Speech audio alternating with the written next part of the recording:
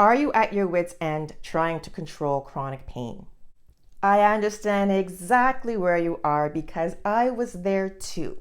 In today's video, I'm going to share my personal story of some of the ways that chronic pain showed up in different areas of my life, how it showed up in my career, how it showed up in my relationships, and also how it showed up with my kids. Can you relate to any of this? If so, stick around because I'm also going to share a couple of things that I do now that I didn't do back then that helps me to control the pain in my body, keeping it reduced and not building up this pressure keg of emotional stuff that could blow at any moment. I'm Lovaine and I have lived with a chronic disease called ankylosing spondylitis. Actually, it has been living with me for over 20 years. And I was in rough shape, so much so that I had a hip replacement, then I had a second one. But you know what? Things changed and I dug myself out of the hole and now I am thriving. The first way that chronic pain showed up in my life and how it slowly started sneaking its way in there, I'd have to say was in the area of work. So my background is in the financial services industry. And I was a financial services professional for over 10 years. And I worked with high producing investment advisors and financial advisors, some of the top people in the country that I'm from. I was in a position of very high stress, very busy, always moving, fast-paced work. Had to always set deadlines so I could get things done, lots of task management, you name it. It was the whole gamut of things. Now, I've always been a high achiever, and also very ambitious. So whenever I'm in a position, or was in a position, I don't work in the corporate world anymore, I always was looking at the next job to get me up that ladder, right? To climb that ladder, because that's was how I was taught. To get ahead in life was to go to university, then you get a job, and then you work at the same place for 20 plus years. You get your little silver watch or your gold watch at the end, and then if you're lucky, you get a company pension. Well, I did what I was told, but it didn't work out the way that it was supposed to. Being a high achiever, I put a lot of pressure on myself. A lot of pressure in terms of getting things done, getting them done quickly, getting them done as soon as possible, because I was always looking to impress my bosses. I would even go so far to say my coworkers. Why? I don't know. Just was something that was in me. I realized that all of this pressure to prove myself, I think in an effort to say that I was enough, that I could do what I was doing and I was competent, I was being paid well, so I was worth the money and the time and the investment. And there's all this drive to prove myself. And I think it really caused a lot of problems in my body. And I ignored warning signals, at my desk when I really should have taken a break. So what I didn't do back then, but I do now, is I take walks. Now I work from home now and I work with clients, women who are working professionals, who are working in pain like I once was. And I help them and I show them the strategies and the science-backed techniques and all of the knowledge and all of the research that I've done over the last 6 to 7 years about how to reduce pain. And I teach them how to do the same thing so that they can reduce pain and feel amazing and thrive and continue in their careers. Because let's face it, with chronic pain, one of the biggest fears, I know it was my big fear, was how am I going to continue to take care of myself? How am I going to continue to pay the bills and pay the rent or the mortgage, take care of my family if my body continues to progress down this downward hill slope of pain? That was a really big fear of mine in the back of my head. So what I do now is I make sure I take breaks. I didn't really take much breaks back then, and I knew that I should have. I don't like that word should, actually. Let's take out that word should. I know that I could have taken better care of myself at work, and I didn't. Again, because I had to keep up appearances and I had to do these things to boost myself so at some point I could go for another promotion and make more money. Now I take a break. So if I'm in between my calls with clients, I make sure that I schedule my calls that way so they're not back to back. So I have buffer time in between my calls so that if I need to get some fresh air after one of my sessions, then I do it. And I walk for 5 minutes, if it's 10 minutes, 15, 20. I do aim to go for about a 30-minute walk. And if I don't do it between my breaks, then I will, my sessions, then I will do it on my lunchtime. So I'll have my lunch and I'll go out and take a break and I'll walk.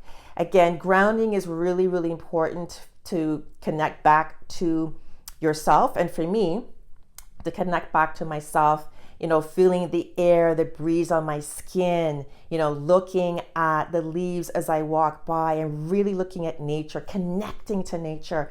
And these walks accomplish this for me. The second way that chronic pain showed up in my life was in my relationships. Whew! I'm going to need a long video for this one, but we're not doing that today. Okay, that's going to be broken down into pieces. I think you can relate if you're going through chronic pain and the effect and the toll it takes on your significant other. It's really hard to explain why you're in pain all the time.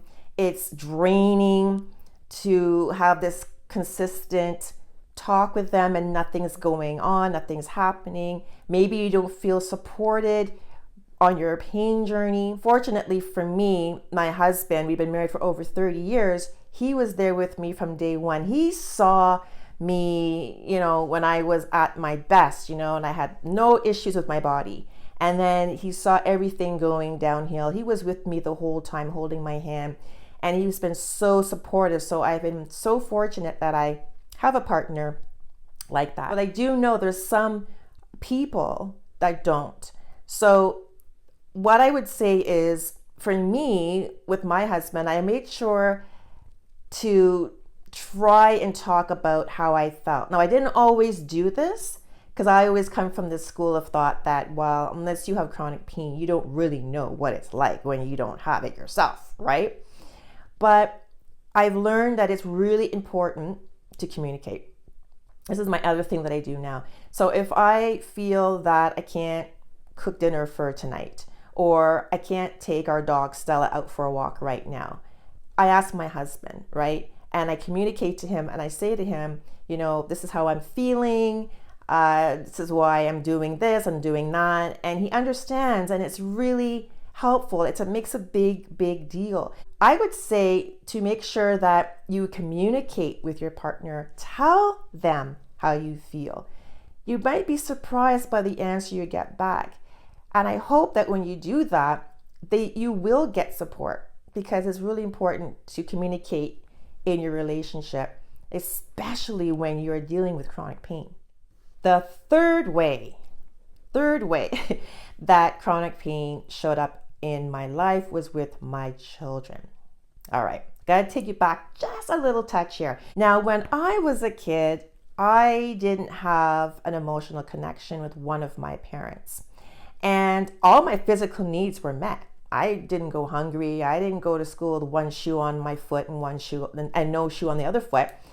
But I didn't have that emotional connection I so desperately craved from one of my parents. And I always told myself as a little kid, that when I have children of my own, I'm going to make sure that I tell them that I love them. I'm going to hug them. I'm going to kiss them. I'm going to read them bedtime stories. I'm going to tuck them in at bed at night. This was my mantra. This was like a young kid, like 9 or 10 years old. I was thinking like this. Let's fast forward now to a little bit more into the present. So after I had my kids, I went downhill, and I was really concerned about my body and the toll that the pain was taking on my body. But I also was really upset and feeling really guilty because of the relationship with my kids. So before pain got really bad in my body and destroyed my joints and my cartilage and my hip joints particularly, I was going to the soccer games. I was involved with my kids' soccer baseball. My kids were very active in sports when they were young. And then when I got really bad with the pain, that I had to step back. I just couldn't do the things that I wanted to do anymore with them. It was really difficult. And I felt really guilty. I felt really sad and down on myself because I wasn't able to be there for them the way that I wanted to. And like I had mentioned, when I was like 9 or 10 years old, I just had this dream of being this amazing mom because I just felt that the connection that I was craving as a kid from one of my parents wasn't there. And I wanted to make sure that that same thing didn't happen with my kids. And now I felt myself in this situation where how can I be there for my kids? I can't even be there for myself. Can you relate to any of this if you have kids? Anyway, it was a downward spiral at that point. The pain is really real. It's really real. And I am sorry if you're going through really tough time with pain or painful flares, with arthritis, because pain can come out of nowhere. Sometimes you're feeling amazing. And that's happened with me as a mom. I felt really great sometimes. Other moments I felt like crap and I couldn't move, right? And I was in a lot of pain. I just felt really sad. I was never diagnosed with depression, but I would not be surprised that I was depressed because of the toll the pain was taking on my body. And then I couldn't be there for my kids the way that I envisioned myself and saw myself that I wanted to be. I was really stuck in victim mode and I didn't ask for any help because I didn't want to let go of that independence that I had. I didn't want to ask for any help because I never had to ask for help before. I did everything myself as a kid and growing up in my 20s. I think now, looking back, what I would say is to ask for help. I didn't do that enough. I did sometimes, but not enough. So asking for help, asking a friend, asking a family member, anybody, even somebody at work, like your manager, if you need special equipment, if you need a special chair, ask for it. Ask for it. I did. And it makes the world of difference. Now that you know a little bit of my story with ankylosing spondylitis, stick around for the next video because YouTube thinks that you'll like it. Remember, you are beautiful and you're more powerful. You're more powerful than you know. Thanks so much for watching, and I'll see you in the next video.